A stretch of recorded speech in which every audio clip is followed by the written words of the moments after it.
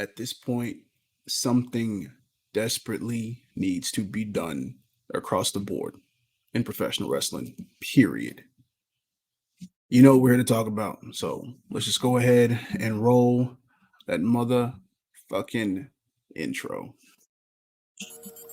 Free fall as I dive through the kaleidoscope in my mind. No rope up to climb. Gotta remind myself that I'm fine. Mama, I don't really wanna.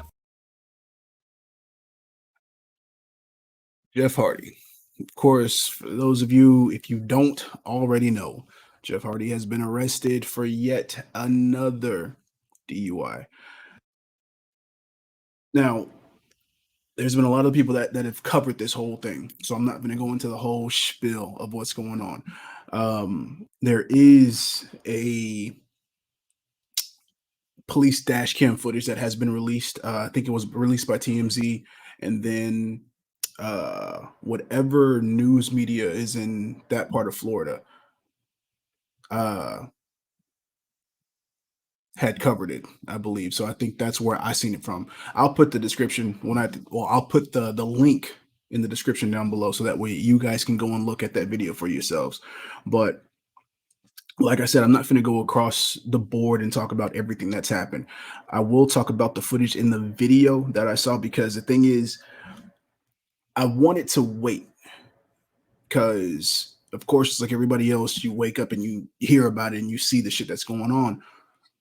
But the problem was that my immediate reaction was anger. You know, I was mad because you get into the situations where you see people with an issue with whatever substance that it is that they are abusing. They tend to have their issues, and it's always reoccurring, especially when they refuse to get help or they just can't get help, one or the other. And you see these people get chance after chance after chance after chance, and you get mad because you see that they're just letting shit go to waste. And my initial reaction with anger was going to cause me to come on here and pretty much just spew, not necessarily hate, but it wasn't going to be something too positive. I mean, of course, it was always going to be along the lines of, yeah, I hope he gets help.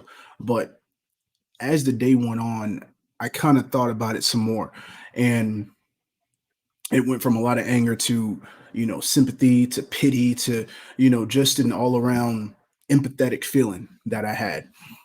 Because again, I'm not in their shoes. I'm not somebody who suffers from any type of substance abuse, So I can't put myself in that mentality where it's like, okay, I can see their struggle, they can get over it like that. I don't know that, and everybody has a different way that they handle things. So me wanting to get mad at it was coming from a place of not necessarily envy, but it's like you have a chance, like you're in a position where you're able to make something of yourself or be better or be that role model that people look up to. You have the resources necessary for you to be something greater than you are. So it's more anger from that perspective.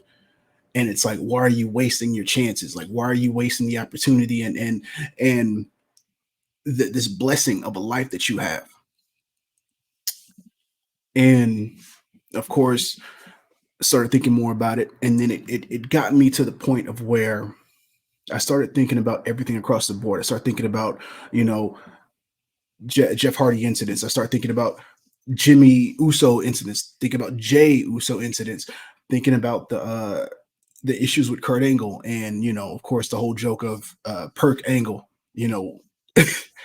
with everything. But it's not just these guys. There's other. Moxley was one, but Moxley was one who actually went and got help. The same thing with Sting. Sting had his issues before, and he went and got help. You have a lot of these wrestlers who get into situations where, they're at the top of their game, they're at the top of the card, they're main eventers, and, stress or the pressure gets to them, and then they look for certain outlets to get them to that point so that way they can maintain. And some handle it better than others. But what I wanted to touch on was the way that these companies kind of handle situations like that, because usually when you have guys like a Shawn Michaels who abuses certain substances here and there, and they're at the top of the card, and companies don't want to pull them off because they're making a lot of money for them, or they're putting asses in seats. They'll lend out the help. They'll say, hey, you want to get this help. They say, we need you to get help. We need you to, stand, just make sure that you get better. And the problem with that is that they leave the option open for them to say no. And usually 9 times out of 10, what happens is these guys still get put on the card. They still get put, on flyers, on billboards, on network crawls, whatever the case may be. And they continue to make more money for themselves and the company without getting help. And this is why I like what Tony Khan has done. And it's not just with Jeff Hardy. He's done this across the board. Anytime there's been an issue, Tony Khan has been able to kind of handle it in a way that makes sense. Suspending guys without pay to make sure that they get the help they need, allowing guys like a John Moxley, who's at the top of the card, to be able to say, you know what, I need to take some time off to go get some help. They're not pressuring these guys to stay, to keep doing things for the company. They focus on making sure they do things to better themselves. The same thing with Sammy Guevara. Granted, personally, just like I've come on here and said when the incident happened before with Sasha Banks, I don't think Sammy did anything wrong, because again, it's a level of humor. It's not something that he meant, but yeah, it's wrong for him to say, because people, again, can take things out of context. But Tony Khan didn't take any chances. He took him off TV. He allowed him to go do sensitivity training. And then from there, he came back. And I'm pretty sure that Tony Khan has that mentality, not just to save face, but I think he genuinely cares about the people that he has on his roster, which is why his roster is as big as it is. So that way he can allow the company and the machine to function the way it needs to function without being stuck at a dead end or in a tight space when they don't have certain people. When you have a Jeff Hardy who just came into the company after speculation of him leaving WWE, walking out of the ring and walking through the crowd because he was on some type of substance, it starts to change the narrative where it's like, well, was he on something? Could he have been? Especially when he came out of that and said he clean, and we all believed it. And that's not to say that he was lying, but it's just, it makes you question certain things at that point. And that's why I kind of bring up the whole thing, because especially when we talk about the way companies handle their top stars, if they allow them a bunch of leniencies if they allow them leniency to do whatever they want, even though they're having issues, it doesn't help them in any way. It allows them to kind of just keep, slap on the wrist and then keep going about their day until the point where something worse happens. And I like the fact that Tony Khan basically nipped in, well, in a way he's nipping in it, but we don't know the results yet, so we kind of have to wait and see. But he's taken the necessary approach to say, you know what? We need you to get help. If you want to be a part of this roster, you want to have a job here, we need to make sure that you are on the up and up and not messing things up for not only the people around you, but yourself. And that's the most mature thing in any situation. I'm not going to talk about, the Rebby Hardy situation where she TikTok, because I mean, you can take that out of context too. Matt Hardy tweeting about it, saying it's disheartening. It's, to me, when I look at shit like that, it's like damage control. That's not to say they didn't mean anything, but I mean, you have to put some type of statement out there, and it coming from his brother, again, it's like damage control. It's just like anything else coming out of AEW for anybody that wants to either save face or kind of show backing, so show the solidarity between the locker room. I get that. To me, it's just damage control. Until we see progress with the Jeff Hardy situation on his end, I don't think anything coming out of it outside of the suspension is really going to matter, because it's one of the things where we've seen this same song and dance happen over and over and over and over with him. And it's getting to the point where it's like, yo, you need to get help, because the situation, especially with this one, because I was under the assumption that this happened at night. It's just 10 o'clock in the morning. And On the video, you can, because I mean, it takes a while to get into the whole traffic stop portion because the dash cam really just shows the cop driving for maybe like 10 minutes before it even gets to the whole Jeff Hardy portion. And so as the cop gets behind the car that Jeff Hardy's in, you can see he's swerving, weaving in between the lanes. Well, not really weaving, but he's jumping from lane to lane in the middle of two lanes and just kind of just easing back and forth where you can tell that he can't maintain control. And the cop followed him for a little bit to make sure to see. So it wasn't like an immediate stop. It was okay, let's see what kind of happens here. And I didn't realize before that there were actually 911 calls calling the cops about that. So it kind of makes sense in the video why the cop was actually driving fast on the freeway trying to find where Jeff Hardy was. So that made more sense later on. But Jeff was definitely drunk. I mean, even from excuse me, from the point that the cop stopped him getting out of the car, the way that he was kind of incoherent with the questioning, and the way that he was moving, you could tell. And when it gets to the portion of where they take him to another location to give him a sobriety test, it's like, I mean, you really don't have to. And look, credit to the cops, they went and did everything by the book. I appreciate that. You could easily say, you know what, yeah, just go ahead and arrest him, because it was one of the situations where it's like you don't even need the sobriety test to tell, because the way that he couldn't even stand up straight while talking to the officers was a dead giveaway. Like, yo, come on. So, and even with the situation where after they ran the license and it came back, the fact, about his record, DUIs, having a revoked license, so on and so forth, that would have been grounds to take him in automatically. I mean, especially down here, it's like that in Texas. So they may have just wanted to do everything by the book just to show, I guess, whatever, because I think there may have been rookie cops there that they were training at the same time. So that could have been also why everything was was moved along that way. So credit to them for that. But it's one of the situations where it's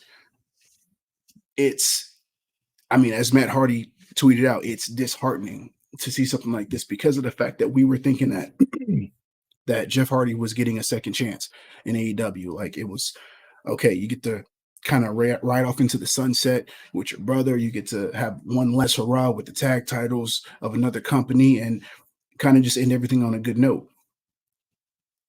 This is hard to watch.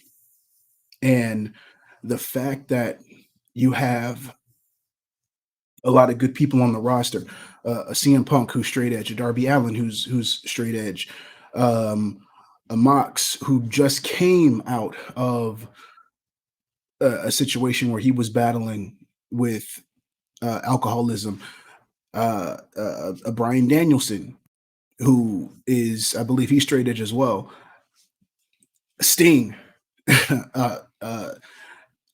an unofficial mentor to Jeff Hardy at a time. I mean, I'm pretty sure this is going to cause some situations, especially with the whole, I believe it was No Surrender or Victory. I think it was Victory Road main event. That may cause some issues to come back up with that, but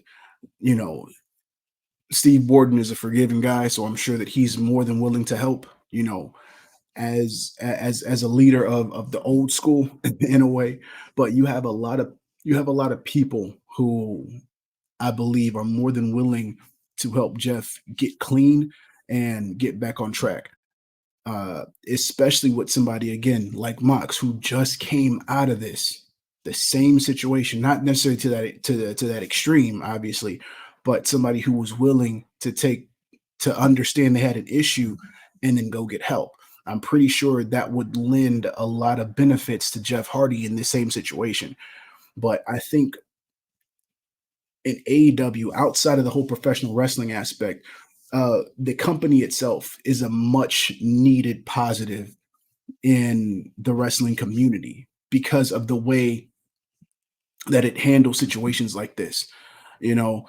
I don't care if you're a WWE stan. I don't care if you don't like AEW. I don't care if you prefer everything else outside of that. One thing that you cannot deny is the way that Tony Khan handles the locker room and the way that he takes things into consideration.